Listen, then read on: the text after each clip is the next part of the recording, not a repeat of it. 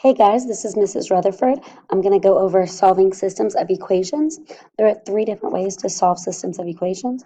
One is graphing, two is substitution, and three is elimination. So again, this is a review of Algebra 1. Let's go ahead and look at some examples. We're going to do number 1 first. It's 3x plus 4y equals 4, and then y equals negative x plus 13. So the first thing we're going to do is we're going to use this one with substitution. The reason we're going to use this one is because it already says a y equals. Right here, it says y equals. So what I'm going to do is I'm going to take this entire expression and I'm going to put it in place of that variable. So since this is y equals, everything on this side of the equal sign is going to go in place of that y variable. So again, here it's written 3x plus 4, parentheses, that expression, negative x plus 13 equals 4. Step 2, I'm going to solve for the variable. So I'm going to distribute this 4. I get negative 4x. 4 times 13 is going to be 52. Then I'm going to simplify down. I get 3x minus 4x is negative x. And then I subtract 52 from both sides. I get negative x equals negative 48, which means x equals 48. Now what I'm going to do is I'm going to take this x equals, this variable, and I'm going to plug it back in to be able to solve for my y. But again, to solve for the other one, I take it, I plug it back in. I can choose which equation I plug it back into.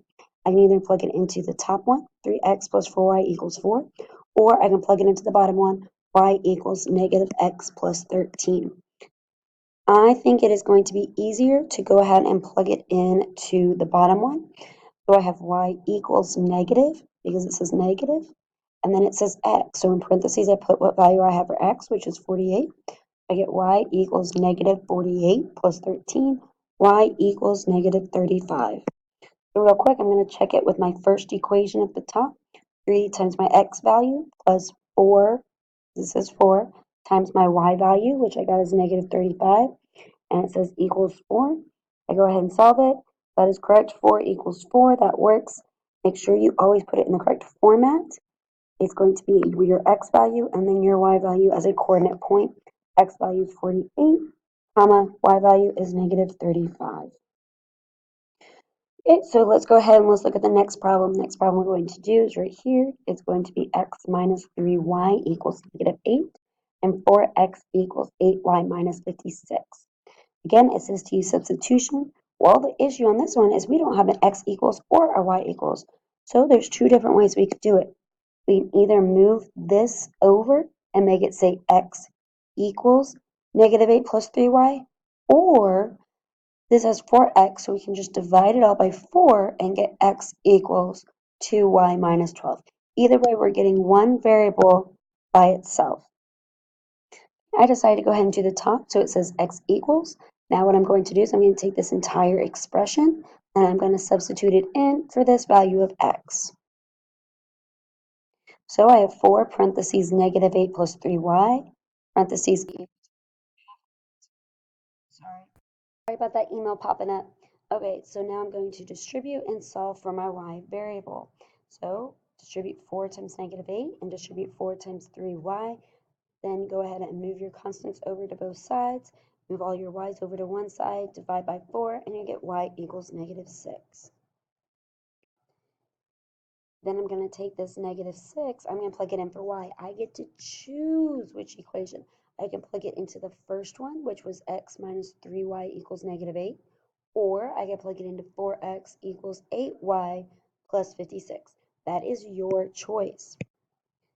As you can see here, I went ahead and the blue one right here, I went ahead and typed into the top. So I have x minus 3 parentheses negative 6 equals negative 8, and solved for x equals negative 26.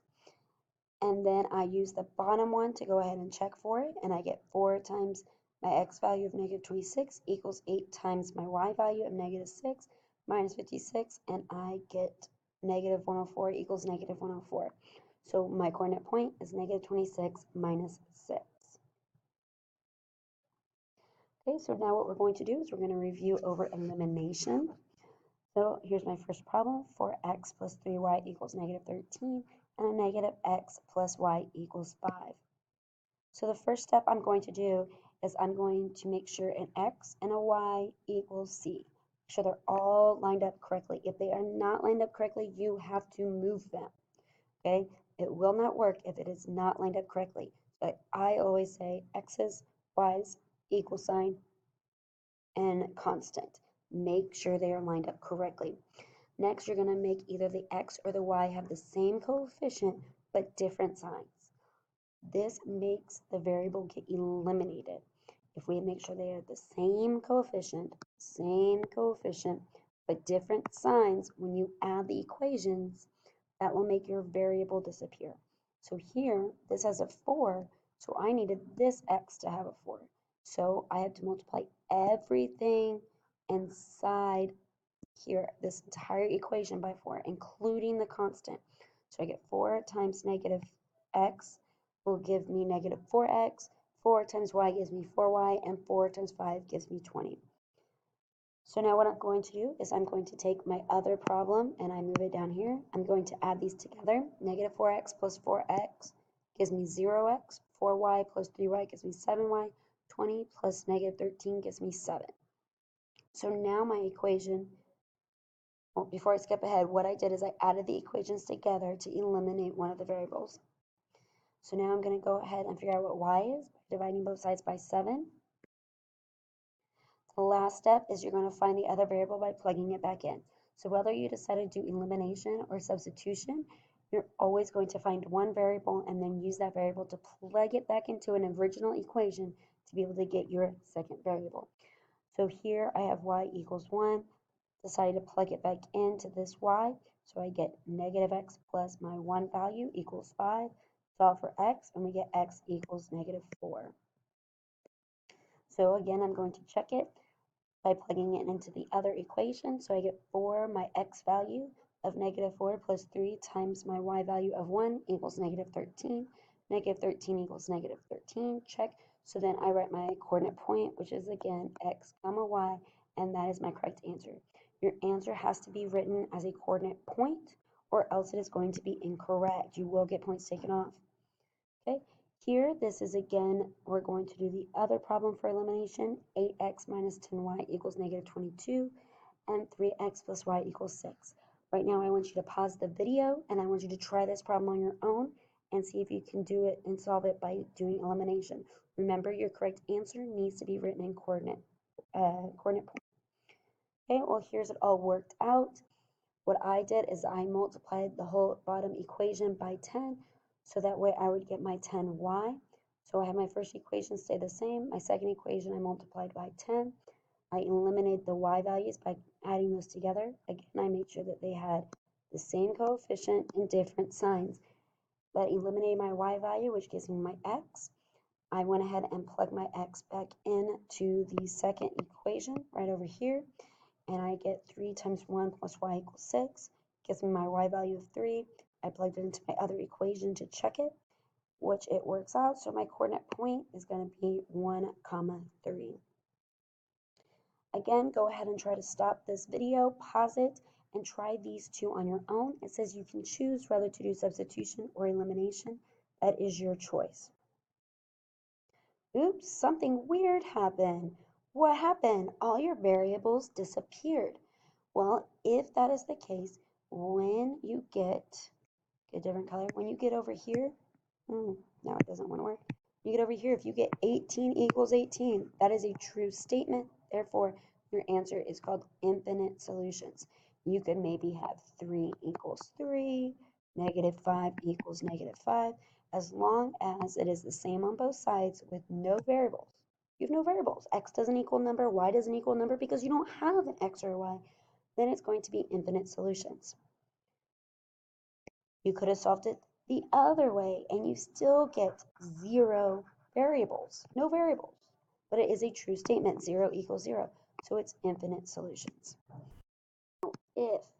If this problem over here is not true, right here, 0 equals 0, if it said 3 equals 0 or 2 equals 8, those are not true, then it's called no solution.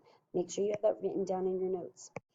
Okay, so let's go look at this other problem. Again, go ahead and pause it. Try to work out problem number 6.